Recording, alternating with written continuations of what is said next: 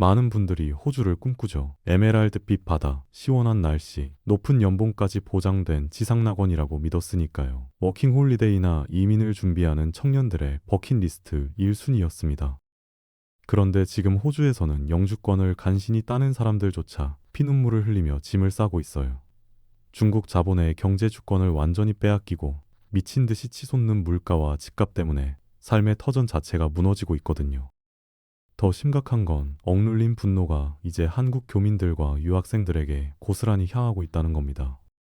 한때 행운의 나라로 불리던 호주, 2026년 지금 국운이 다했다는 위기론에 휩싸여 있습니다. 더 자세한 이야기에 들어가기 전 구독과 좋아요, 돼주세요. 호주가 얼마나 잘 나갔냐면요. 1990년대 초부터 2020년 직전까지 거의 30년 동안 경기 침체라는 게 없었습니다. 전 세계가 금융위기로 난리칠 때도 다른 나라들이 불황에 허덕일 때도 호주만큼은 쭉쭉 성장했죠. 1인당 중위 자산 세계 1위, 그야말로 부러움의 대상이었어요. 그런데 그 화려한 파티가 끝났습니다. 지금 남은 건 숙취와 청구서뿐이에요. 대체 뭐가 문제였을까요? 사실 호주 경제가 그렇게 오래 호황을 누릴 수 있었던 비결은 딱 하나였거든요. 땅 밑에 묻혀있던 철광석, 석탄 같은 천연 자원을 중국이 블랙홀처럼 빨아들였기 때문입니다. 호주 사람들은 정말 편했죠. 땅만 파서 중국에 팔면 돈이 들어왔으니까요. 굳이 뭔가 새로운 걸 만들 필요도 없었어요. 그렇게 30년을 살다 보니 자기들이 영원히 부자일 거라는 착각에 빠져버린 겁니다. 문제는 수출의 3분의 1 이상이 중국이라는 특정 국가, 그것도 정치적으로 불안정한 공산당 독재 국가에 의존하게 됐다는 거예요. 전문가들은 이미 경고했습니다. 이건 경제투너 관계가 아니라 사실상 경제적 식민지 상태나 다름없다고요. 한 나라의 목숨줄을 완전히 맡긴 채 살아온 대가를 지금 혹독하게 치르고 있는 겁니다. 그런데 최악은 따로 있었습니다. 호주의 최대 고객인 중국이 지금 휘청거리고 있거든요. 부동산 위기, 내수 침체, 청년 실업까지 터지면서 중국 경제가 무너지기 시작했어요. 그러자 호주도 당연히 직격탄을 맞았죠. 설상가상으로 전 세계가 탄소 중립을 외치기 시작했습니다. 호주의 주력 수출품인 석탄, 천연가스 같은 화석 연료 산업이 사실상 시한부 선고를 받은 셈이에요. 앞으로 10년, 20년 뒤에는 아무도 이걸 사주지 않을 겁니다. 그럼 호주는 다른 걸로 돈을 벌 수 있냐고요? 없습니다. 호주의 경제 복합성 지수라는 게 있는데요. 이게 고소득 선진국 중에서 최하위 수준이에요. 쉽게 말하면 땅 파서 파는 1차 산업 말고는 미래 먹거리가 전혀 없다는 뜻입니다. 정부도 이제야 정신 차리고 RD 투자를 외치고 있어요. 그런데 이미 늦었죠. 거대 자본은 여전히 리스크 없는 광산 개발이나 부동산 투기에만 몰리고 있습니다. 30년 동안 쉬운 돈에 중독돼 있었는데 갑자기 어렵고 오래 걸리는 기술 개발에 투자할 리가 없잖아요. 결국 자원 가격이 떨어지면 국가 경제 전체가 주저앉을 수밖에 없는 구조입니다. 이게 호주가 지금 직면한 첫 번째 치명적 위기예요. 한 우물만 파다가 그 우물이 마르기 시작한 겁니다. 그럼 자원으로 번 돈은 다 어디로 갔을까요? 부동산으로 쏟아져 들어갔습니다. 그런데 그 부동산마저도 중국 자본이 완전히 잠식해버렸어요. 시드니와 멜버른의 집값이 얼마나 미쳤냐면요. 평범한 직장인이 월급을 20년 모아도 살 수 없는 수준입니다. 부동산 경매 현장에 가보면 더 충격적인 광경이 펼쳐져요. 중국인 큰손들이 현금 가득 찬 가방을 들고 나타나서 시세보다 30% 높은 가격을 불러버립니다. 건물을 통째로 사들이는 거죠. 등기부등본을 열어보면 소유주 이름이 중국인으로 도배돼 있어요. 이게 단순히 부동산 투자 수준이 아니라 경제적 예속이 얼마나 심각한지를 보여주는 증거입니다. 더 황당한 건 따로 있습니다. 멜버른 도심에서 중국 범죄 조직이 노인들을 관광 비자로 입국시켜서 조직적으로 구걸을 시키는 기업형 거지 사건이 터졌거든요. 이 노인들 아침에 출근하듯 거리 나와서 구걸하고 하루에 수백만 원씩 벌어요. 그 돈을 중국으로 송금하고 퇴근길에는 명품 쇼핑을 즐깁니다. 현지 언론이 취재했더니 한 달에 수천만 원씩 송금되고 있더라고요. 호주를 단순한 현금 인출기, ATM으로 취급하는 겁니다. 호주 땅에서 호주 사람들한테 구걸해서 돈 벌어 중국으로 보내는 이 황당한 구조, 이게 2026년 호주의 민낯이에요. 그러자 호주 정부도 가만히 있을 수는 없었죠. 성난 민심을 달래야 했으니까요. 노동당 정부가 2025년부터 초강수를 꺼내들었습니다. 외국인의 기존 주택 구매를 아예 금지하겠다고 발표한 거예요. 언론에서는 난리가 났죠. 드디어 정부가 중국 자본을 막는다. 국민들도 박수를 쳤습니다. 그런데 뚜껑을 열어보니까 완전히 다른 그림이었어요. 통계를 보면요. 순수 외국인이 매입하는 주택 거래 비중이 고작 4% 미만입니다. 나머지 96%는 대체 누가 사고 있냐고요? 바로 법인 명의거나 영주권자를 통해 우회적으로 매입하는 중국 자본이에요. 진짜 큰 손들은 이미 합법적인 루트를 다 뚫어놨던 겁니다. 부동산 전문가들이 이 정책을 뭐라고 평가했는지 아세요? 정부가 뭔가 하고 있다는 걸 보여주기 위한 정치적 쇼라고 했어요. 실제로 집값을 잡는 효과는 거의 없을 거라는 거죠. 이미 중국 자본은 호주 부동산 시장 깊숙이 뿌리를 내렸습니다. 단순히 외국인이냐 아니냐로 구분하는 규제만으로는 시장을 통제할 수 없는 상태예요. 결국 정부의 이 정책은 근본적인 해결책이 아니라 국민들 눈을 가리는 임시 방편에 불과했던 겁니다. 문제의 본질은 전혀 건드리지 못한 채 겉만 핥은 거죠. 그런데 진짜 문제는 따로 있습니다. 호주 집값이 이렇게 폭등한 건 사실 중국 자본 때문만이 아니에요. 정부가 국민들에게 부동산 투기를 하라고 부추기는 기형적인 제도들을 만들어 놨거든요. 첫 번째가 네거티브 기어링이라는 제도입니다. 이게 뭐냐면요. 부동산 투자로 손해를 보면 그 손실을 근로소득세에서 공제해 준다는 거예요. 말이 되는 소리입니까? 빚을 내서 집을 사라고 국가가 떠밀고 있는 셈이죠. 그러니까 의사나 변호사 같은 고소득자들이 뭘 하냐면요. 세금을 줄이기 위해 집을 수십 채씩 사재기합니다. 주택이 사람이 사는 공간이 아니라 절세 상품으로 전락해버린 거예요. 실제로 살 집이 필요한 서민들은 구경도 못하는데 말이죠. 두 번째는 양도소득세 할인 제도입니다. 집을 1년만 보유해도 세금을 50%나 깎아줘요. 부동산 단타 투자하기 딱 좋은 환경을 정부가 만들어준 겁니다. 집값이 오를 때마다 사고팔고를 반복하면 돈이 굴러들어오는 구조죠.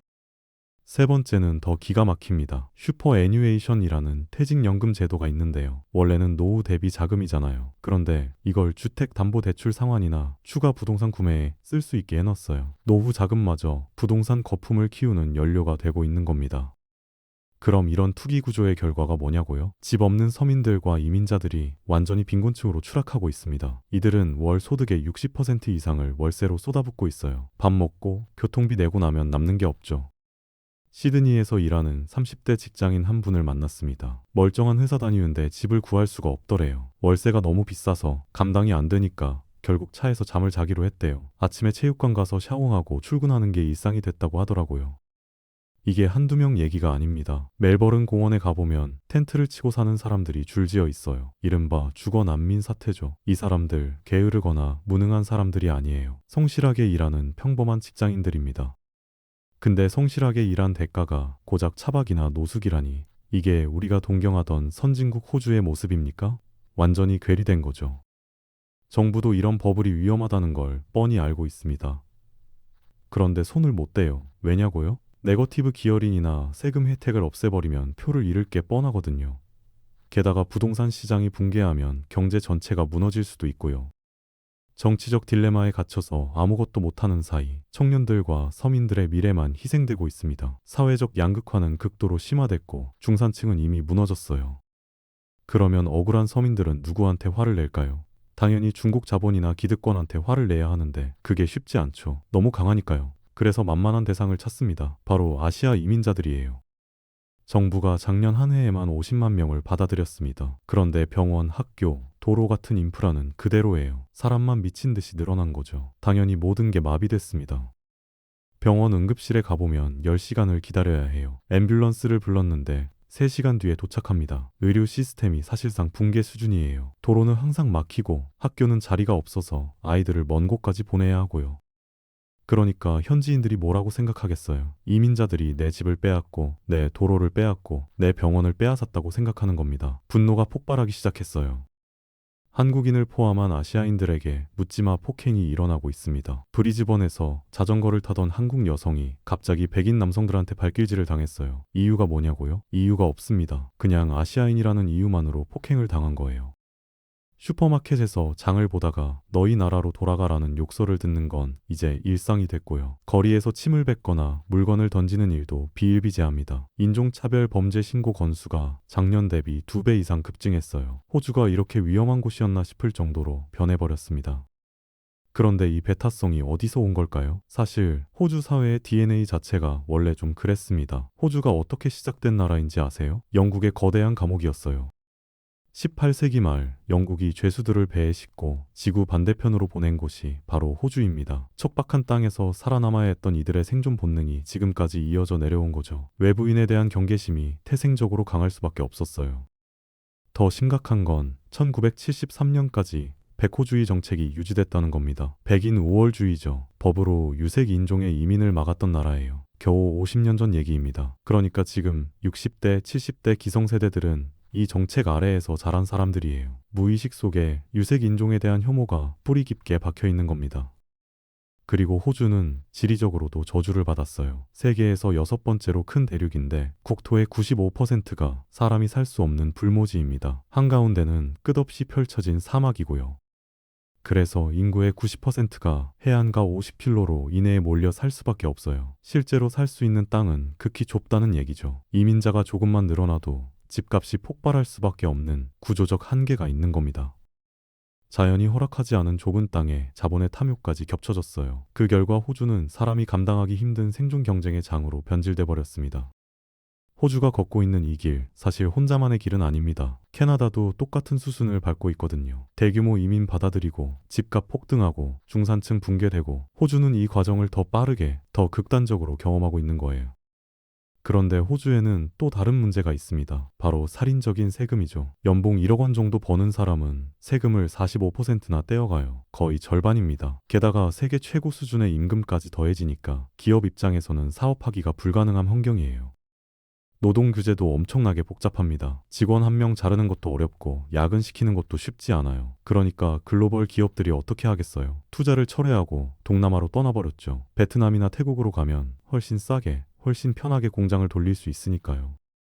그 결과 호주의 제조업 기반은 완전히 소멸했습니다. 도로 위를 달리는 자동차부터 집에서 쓰는 생필품까지 공산품 대부분을 수입에 의존하고 있어요. 스스로 만드는 게 없어요. 그냥 자원 팔아서 번 돈으로 다른 나라 제품을 사다 쓰는 구조죠. 부동산이라는 마약에 취해서 산업구조 혁신은 완전히 포기해버렸습니다. 굳이 힘들게 공장 짓고 기술 개발할 필요가 뭐 있겠어요? 집 하나 사서 몇 년 묵혔다가 팔면 그게 더 큰 돈이 되는데 말이죠. 2026년 호주는 겉만 부자고 속은 완전히 썩어가는 속빈 강정이 된 겁니다. 그런데 상황을 정확히 파악한 사람들은 이미 움직이기 시작했어요. 호주로 들어오는 게 아니라 반대로 짐을 싸서 나가고 있습니다. 이른바 여기민이죠. 어렵게 따낸 영주권을 포기한다는 게 쉬운 결정일까요? 전혀 아닙니다. 몇 년씩 준비하고 시험 보고 인터뷰 통과해서 겨우 받은 게 영주권인데 그걸 버리고 떠난다는 건 정말 심각한 문제가 있다는 얘기예요. IT 개발자로 일하던 김 씨 얘기를 들어봤습니다. 5년 전에 기술 이민으로 호주에 왔대요. 연봉은 한국보다 높았고 처음에는 좋았다고 해요.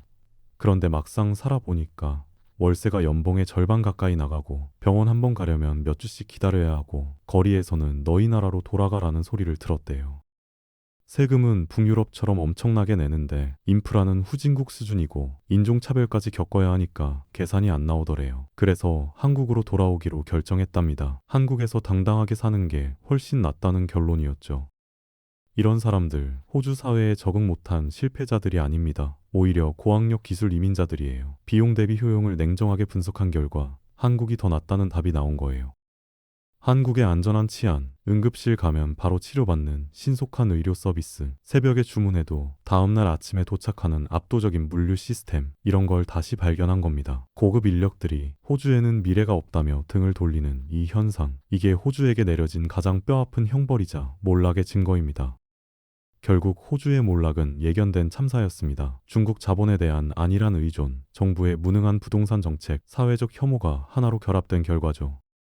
화려한 겉모습 뒤에 감춰진 거품 붕괴와 사회적 갈등을 직시해야 합니다. 이민이나 워킹홀리데이를 꿈꾸고 계시다면 신중하게 결정하세요. 여행 책자 속 낭만적인 사진과 실제 삶은 완전히 다르니까요. 진정한 낙원은 환상 속의 먼 나라가 아니라 치열하지만 공정하고 안전한 시스템이 갖춰진 우리 발밑에 있을지도 모릅니다. 이게 2026년 호주 사태가 우리에게 던지는 교훈입니다. 오늘 영상은 여기까지입니다. 여러분들의 생각을 댓글로 적어주세요. 시청해주셔서 감사합니다.